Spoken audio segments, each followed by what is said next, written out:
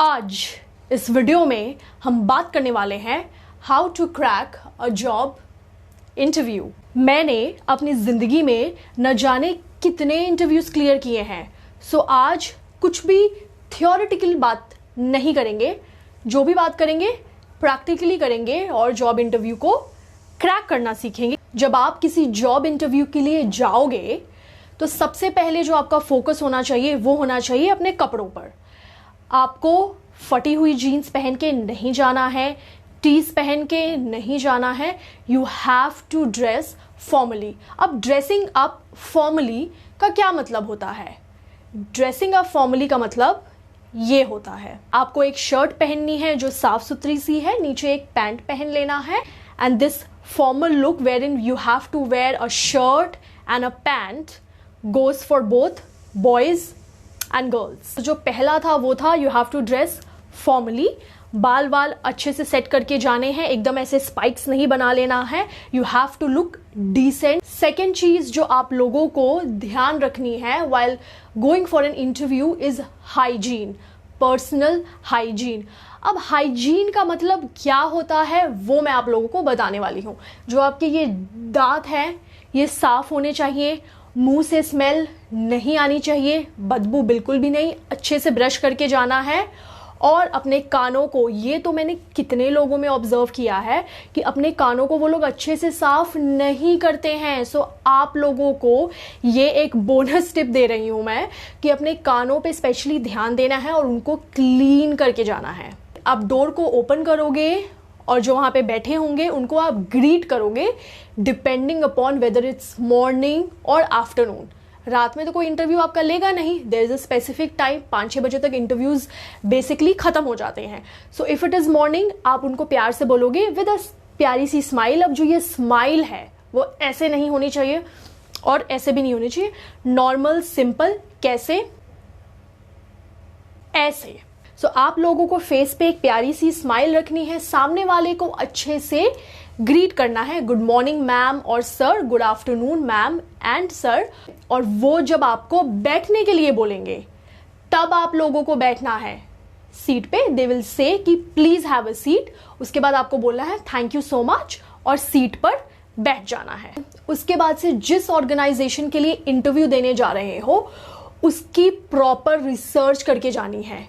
1 दिन पहले, 2 दिन पहले, जब भी आपको टाइम मिले, you have to do proper research. अब रिसर्च का क्या मतलब है? जो वो कंपनी है वो कौन से साल में एस्टैब्लिश हुई है, कितने साल हो गए हैं, उसका सीईओ कौन है, किस पोजीशन के लिए आप अप्लाई कर रहे हो, इसके बारे में आपको रिसर्च करके जानी है। वो कंपनी जो है, वो ऑर्गेनाइजेशन है, किस चीज़ के बारे में है, कंसल्टिंग फर्म है, फाइनेंशियल फर्म है, आईटी सेक्टर है, क्या है, सीईओ किस ईयर में एस्टैब्लिश हुई थी, कितना टाइम हो गया। ये जो बेसिक 4-5 चीज़ें हैं ना वो आपको पता होनी चाहिए, क्योंकि जो इंटरव्यू आपका ले रहा है वो आपसे ये क्वेश्चन पूछ सकता है just to get an idea कि आपको इस ऑर्गेनाइजेशन के बारे में कितना पता है और आप कितने इंटरेस्टेड हो यहाँ काम करने में। अब जो मैं आपको बताने वाली हूँ ये 5 क्वेश्चंस ये हर इंटरव्यू में पूछे जाते हैं।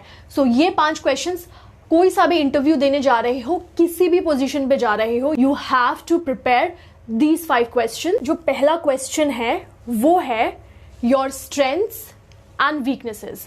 ये आपसे जरूर पूछा जाएगा।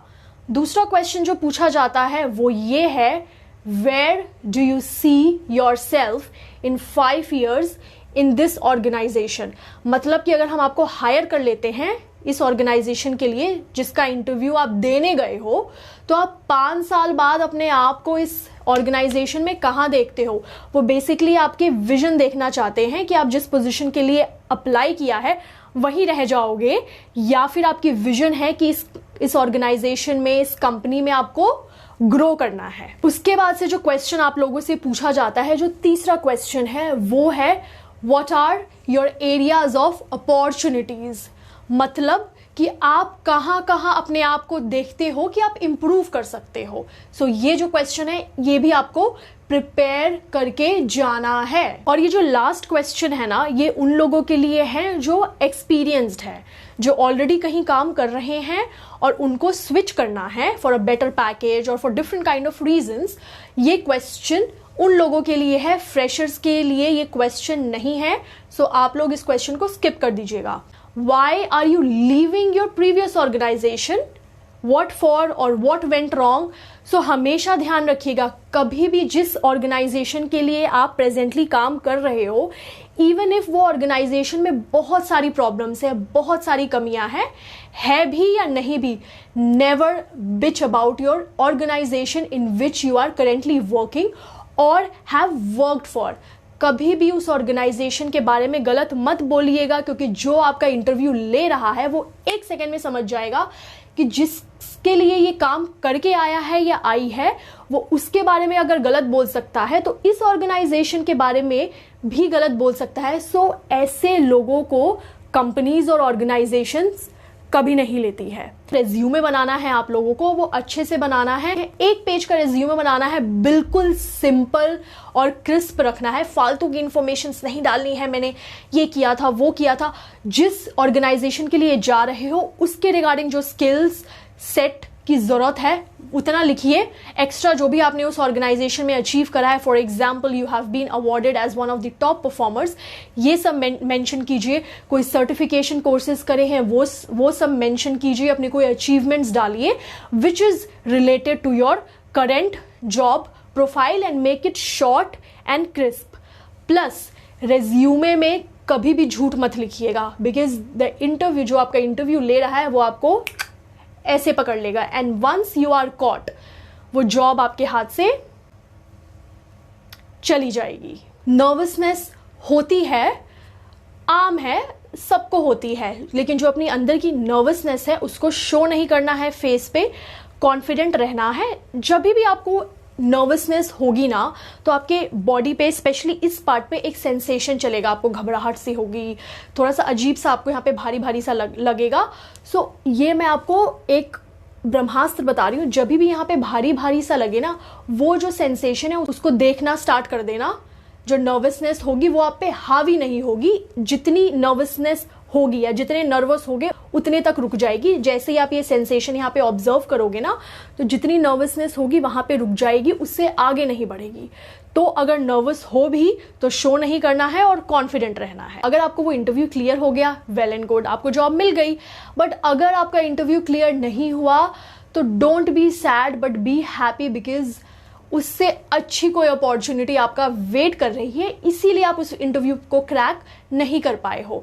घर जाना है, अपने ऊपर काम करना है, देखना है, समझना है चीज़ों को कि मैं इस इंटरव्यू को क्यों नहीं क्रैक कर पाया या कर पाई।